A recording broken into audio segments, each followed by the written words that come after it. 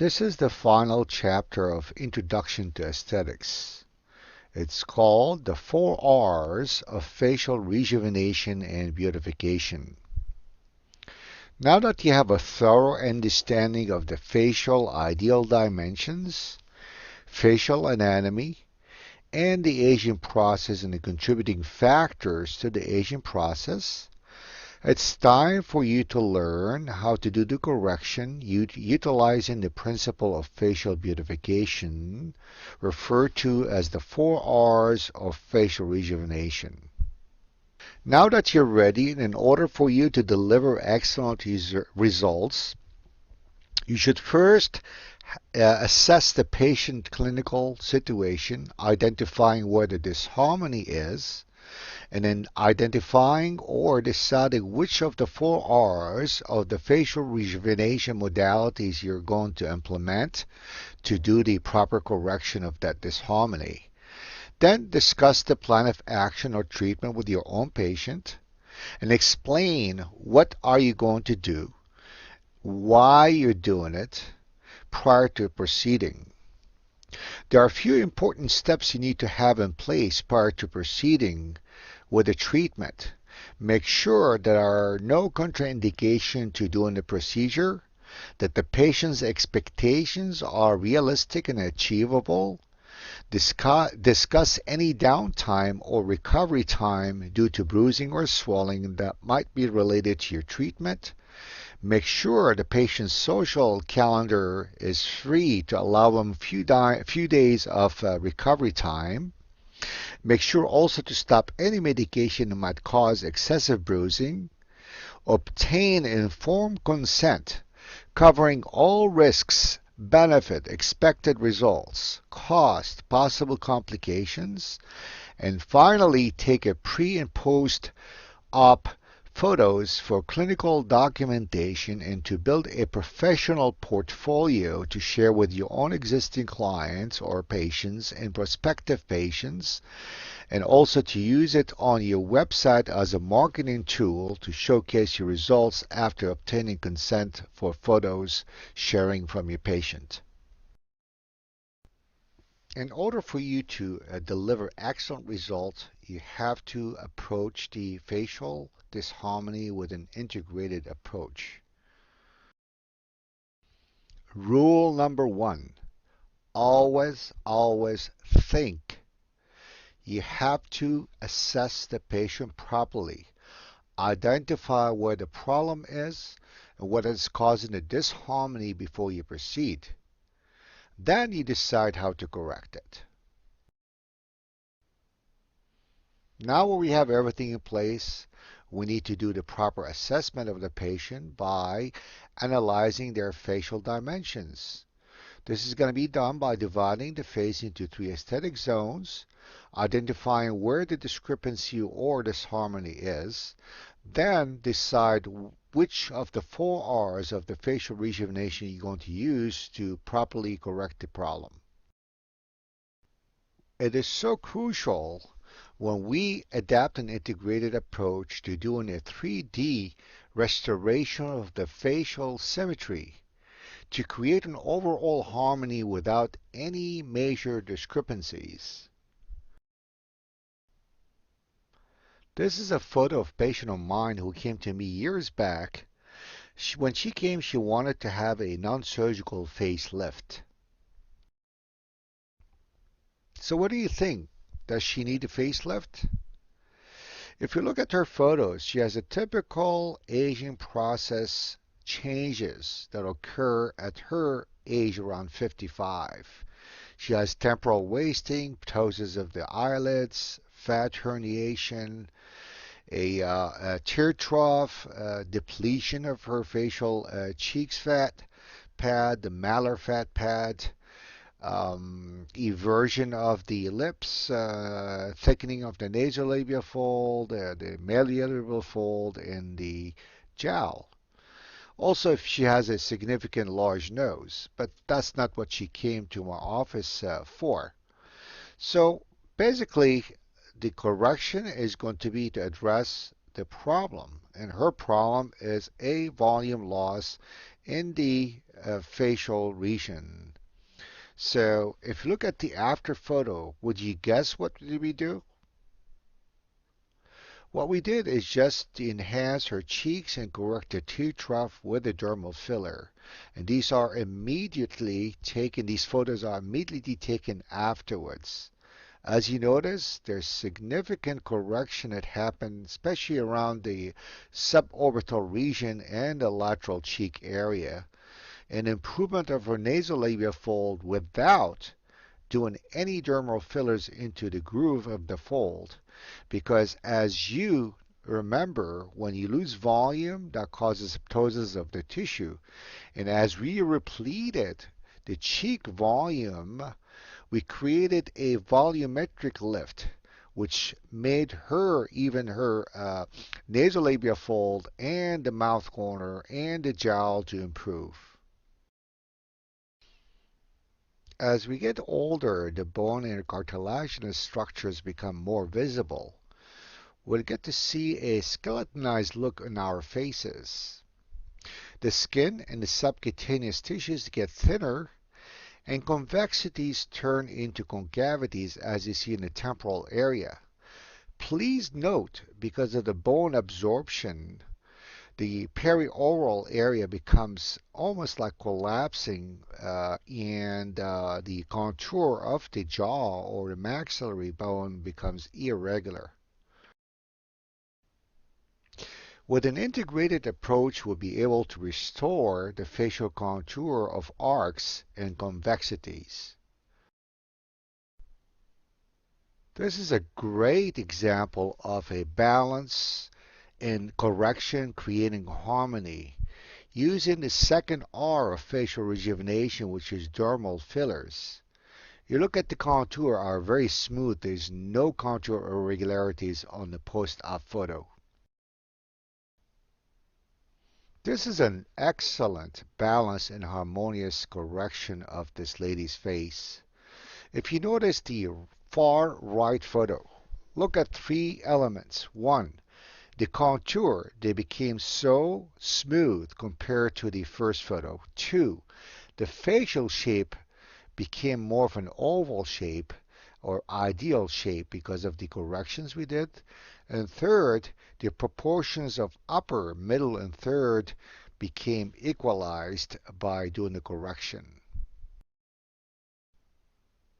This is another example of applying two R's of the facial rejuvenation, the neurotoxins and dermal fillers. Please note the eyebrow elevation on the post-op photo created by the neurotoxins. The contour irregularities was present on the cheek area, and the mouth and nasolabial folds now became smoother as we filled her cheeks medially and laterally with dermal fillers. This also created some lifting effect of the nasolabial fold in the mouth corner. When we analyze the patient's face, we have to make sure that our four arcs are smooth and youthful in shape. The arch of the forehead, the lateral cheek projection, or we call the OG curve, the lips arcs, and the arc of the jowl line.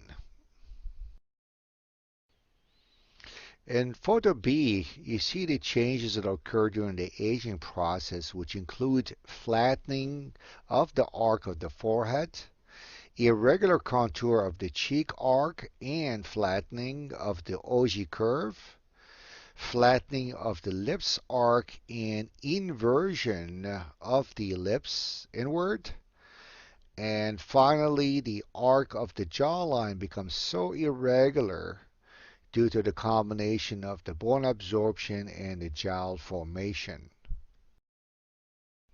Another thing I'd like to share with you is in your clinical situation in your office, you're going to be dealing with two kind of faces or two types of faces. One that is thin as an A and one that is heavy or chubby like in photo B. The approach or the integrated approach for each is quite different.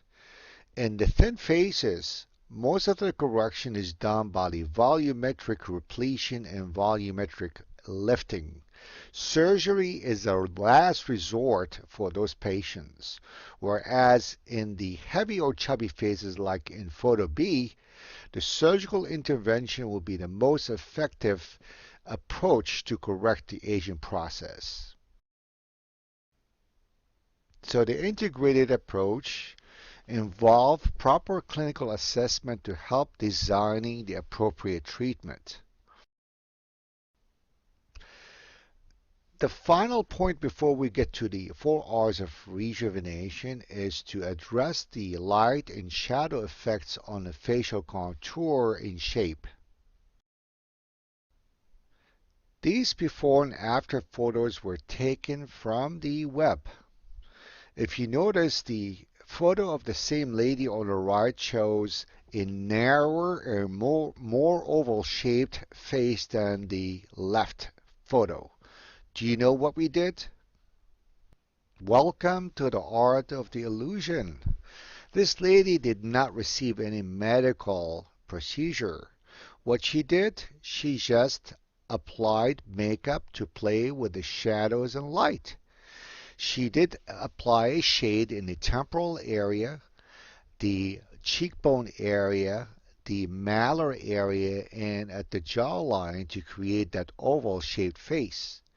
This is how she played with her face with the light and shadows. In our practice, we're going to see a lot of shadows created by the hollowness and volume loss. And as we correct those hollowness or depressions or the volume loss, we're going to create an even contour because we're killing those shadows. So before we start applying the 4 R's, we need to analyze the face. As we said, we're going to subdivide the face into 3 aesthetic zones. They're supposed to be equal in length. And please note that the distance between the base of the nose and the upper lip to chin, is 2/3, 1/3. Obviously, when a patient comes to your office, you'll not be using rulers to assess the upper third, middle third, lower third distances. With time, your eye is going to be very well trained, and as soon as you meet this patient, you're going to see where the disharmony is. For the upper face, when you analyze it, look for the following. If there's any fixed glabellar frown lines, fixed transverse forehead furrows, temporal hollowing, skeletonized supraorbital rim, excessive skin laxity and excessive skin of the upper lid and lower lids, fat herniation of the lower eyelids, tear trough, and hollowness. The eyebrow and eyes are intimately associated, and there is a difference in the position of the eyebrows between males and females. When the brow is drooping or ptotic, it causes significant impact and accentuation of the aging look of the person's face. When assessing the upper third of the face, it's very important to assess the eyebrow position. Men and women have ideal aesthetic position that you should be aware of. In men, the eyebrows is slightly below the orbital rim medially and is positioned at or slightly higher than the orbital rim laterally. In women, it's the same. The medial eyebrows is slightly below the orbital rim medially. It creates an arch with maximum arching just about lateral to the iris, lateral border of the iris, and it forms a little soft arching that ends at the position a little higher than the orbital rim laterally. When assessing the upper third of the face, look for brow ptosis. The eyebrows below the supraorbital rim are due to gravitational changes, inelasticity of the skin, and atrophy of the fat pads and supporting tissue, and some bony loss. This is a good example of significant brow ptosis where the actual brows are significantly lower than the supraorbital rim with significant hooding. The mid-face or the middle third of the face zone is an important factor in facial aesthetics because of the perceptions of facial attractiveness are largely founded on the synergy of the eyes, nose, lips, and cheekbones. From an aesthetic standpoint, the mid-face should be considered from a three-dimensional rather than two-dimensional perspective. And restoration of a useful three-dimensional facial topography should be regarded as the primary goal in facial rejuvenation.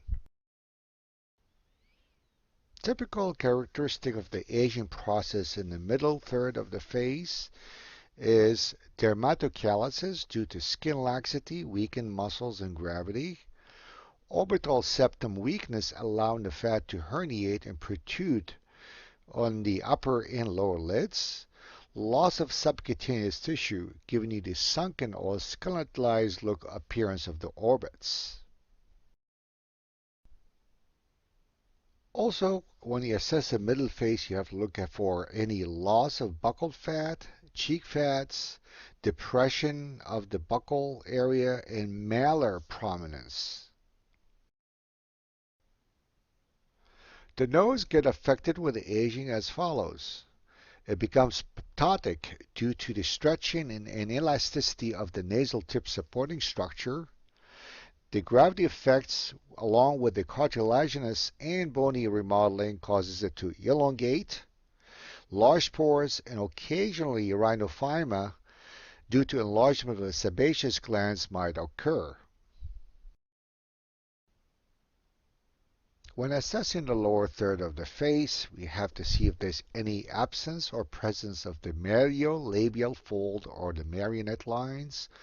We have to assess the lips projection and volume, chin projection and volume, the jawline definition, the lower cheeks, the neck including the platysma band, the submental fat, the hyoid position.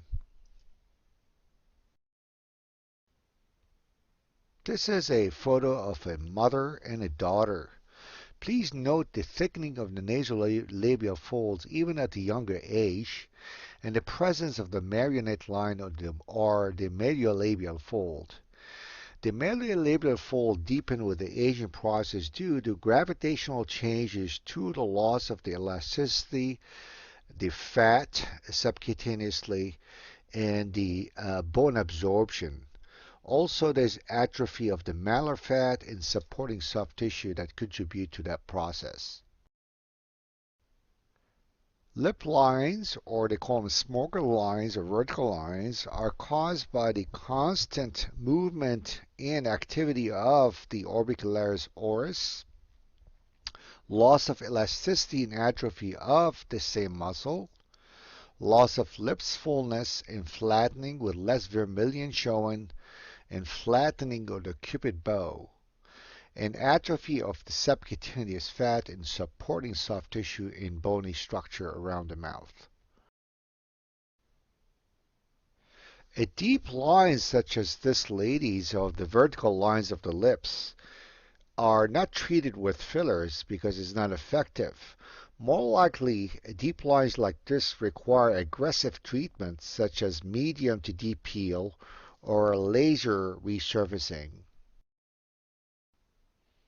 So on the lower third of the face, we're going to see marionette lines with droopiness of the oral corners or commissures laterally and downwards. When a patient has significant changes like this lady, a surgical approach is recommended, but is not wise at her age, don't you think? Chin assessment in the lower aesthetic zone is important. Note in this gentleman here is absorption of the maxillary and mandibular bone causes him to lose the height and volume of the chin and lower face. The chin is rotated forward and sharp and slightly protruding. The lower third of his face appears to be shorter than the middle third. And aggravated by that is his nasal ptosis, which create a shortened appearance of the upper lip.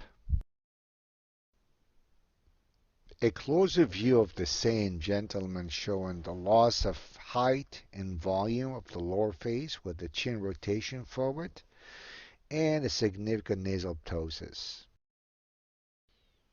When assessing the lower third of the face, we have to look at the mandible definition, the angle of the mandible clearance, submental fat, jowl, skin laxity, active platysma bands.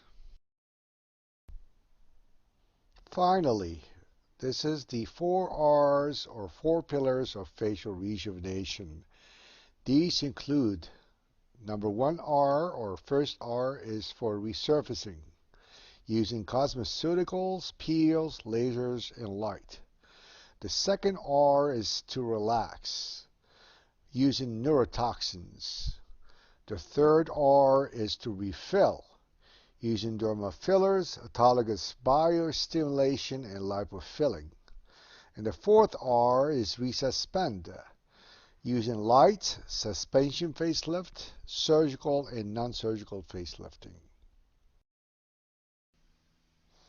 To summarize, in the upper third, things we need to check and possibly treat are the forehead, the eyelids, the brows, the temples, and the supraorbital area. In the middle third of the face, we have to also address the cheeks, the periorbital area, nasolabial fold, and the nose. In the lower third, the perioral area, the malolabial folds, the chin, the jawline and the mandibular definition, jowls, and neck. So the first R of the facial rejuvenation stands for resurfacing, using cosmetic and laser therapy. These include peels, be it superficial, medium, or deep, mesofacelift, non-ablative lasers, IPL, infrared, or radiofrequency, photodynamic therapy for photorejuvenation, acne therapy, ablative laser resurfacing, and biostimulation.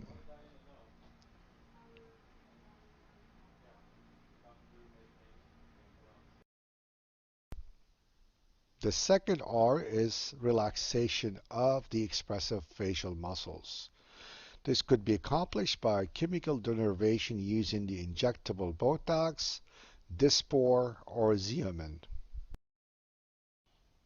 The third R is replete or refill. This includes olivolumizing and injectable therapy, mesofacelift, dermal fillers, lipofilling, and autologous biostimulation. And the fourth R is for resuspending or lifting.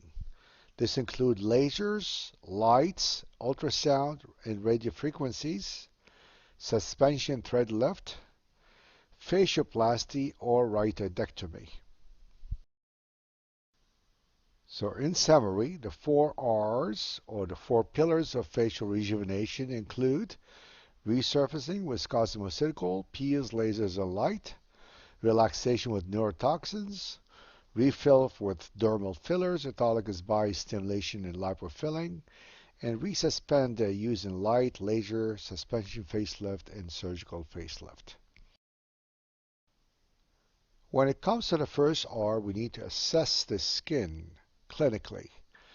Is the skin thick versus thin? Laxed versus firm? Is it ultraviolet damaged? Dyschromic? It has telangiectasias, large pores, scars, or ritids. Would it be expressive versus fixed? When assessing the skin with photoaging, we expect to see lentiginous, actinic keratoses, and telangiectasias. When we're assessing the need for the second R for relaxation using neurotoxins, we have to assess the effect of expressive facial muscles on the skin.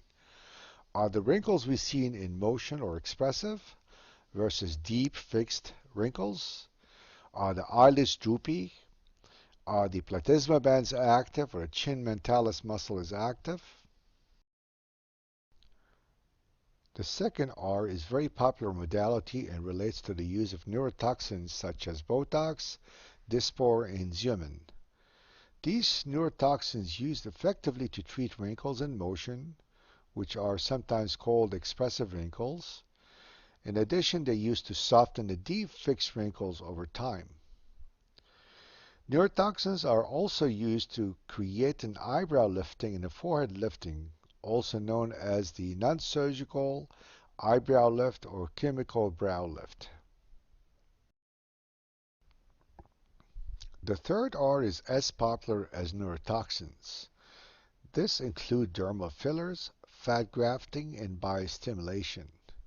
They are all used effectively in replenishing the volume loss associated with the aging process.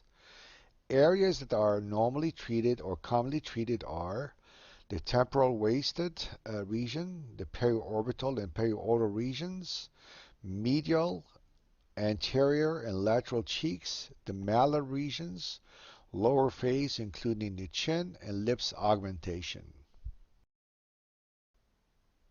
Looking at the before and after photos in this particular patient, dermal fillers were used.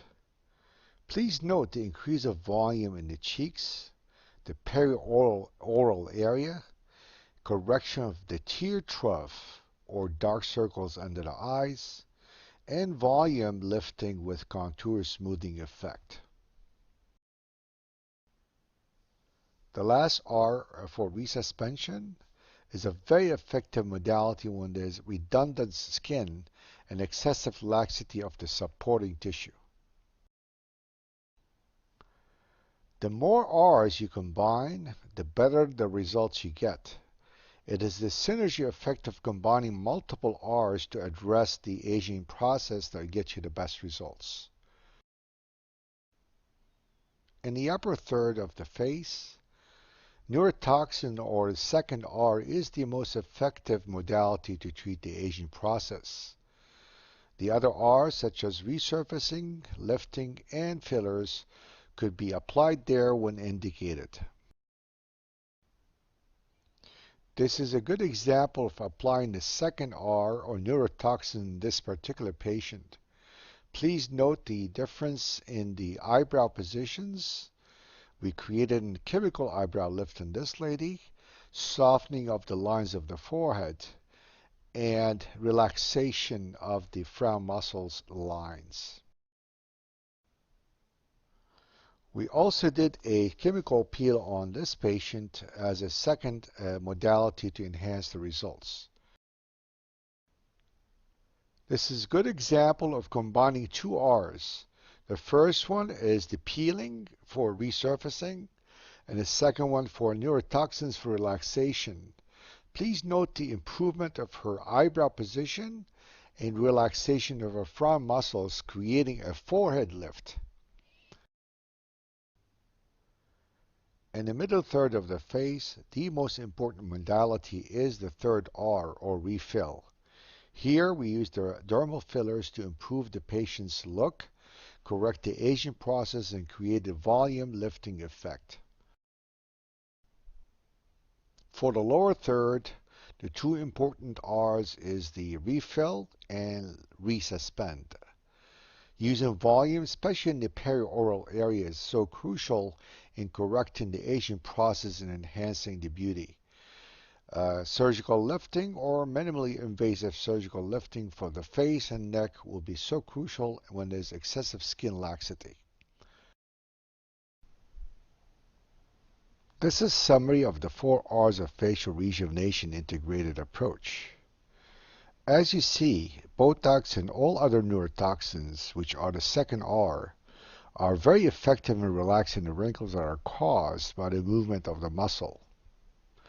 When it comes to photoaging of the skin without significant skin laxity and redundancy, the first R's such as lasers, light, radiofrequency, peeling, and mesolift are very effective in correcting the photoaging.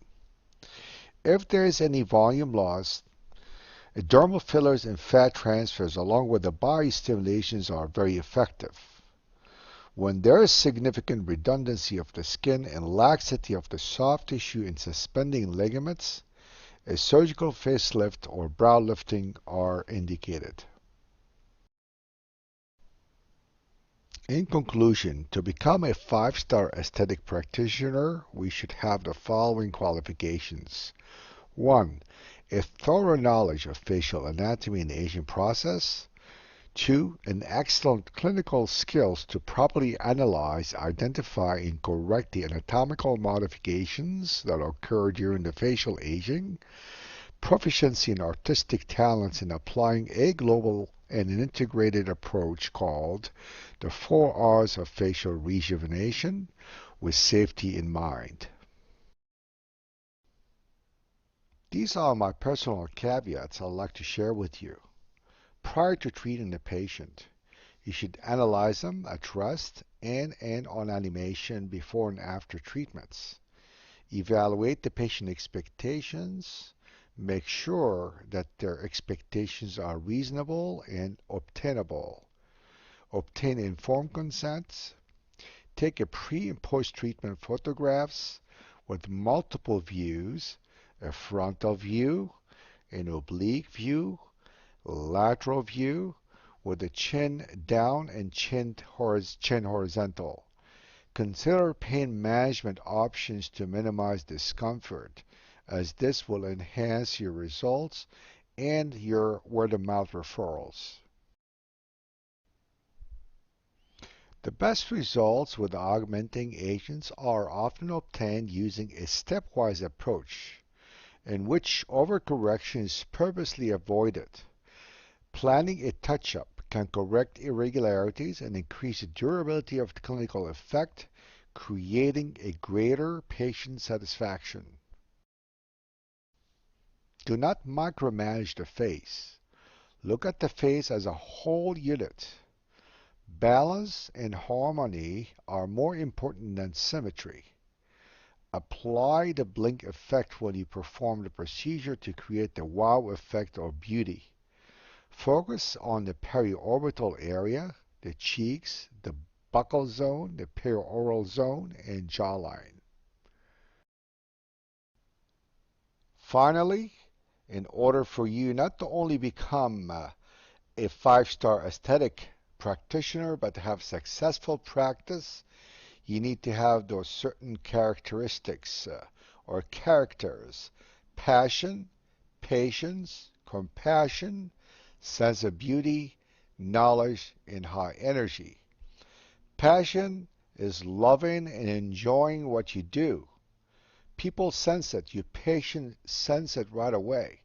Compassion, sharing the burden of someone else. You gotta have to minimize the pain and the discomfort for the patients so that they could come back again and refer other people to you. High energy, it's the calm and peace in your voice and action that have the patient get the confidence in your capability to trust in their face. And this is the most important, to trust in their face in your hand. So please try your best. I wish you the best of luck, guys, and looking forward to see you in our Aesthetic 101 course. Thank you. I hope by completing this course, Introduction to Aesthetics 101, I was able to enrich your knowledge with a solid foundation of understanding the facial anatomy and the complexity of the aging process, a clear description in how to clinically assess your patient's face and address their concerns in order for you to accurately and precisely make the correct diagnosis. Once you establish the correct clinical diagnosis, now you are ready to apply an artistic and global integrated treatment by implementing one or more of the 4 R's or pillars of facial rejuvenation to correct the causality of your patient's symptoms in a harmonious and well-balanced manner. I'd like to thank you for taking the time to finish this course and look forward to meeting you in person at one of our AAAMS Master hands-on training courses. I cannot emphasize enough the fact that you should always remember to apply the concept of less is more in your facial enhancement work in order to mimic nature and deliver the wow effect that will for sure exceed your patient's expectations and yours. Best wishes to all of you.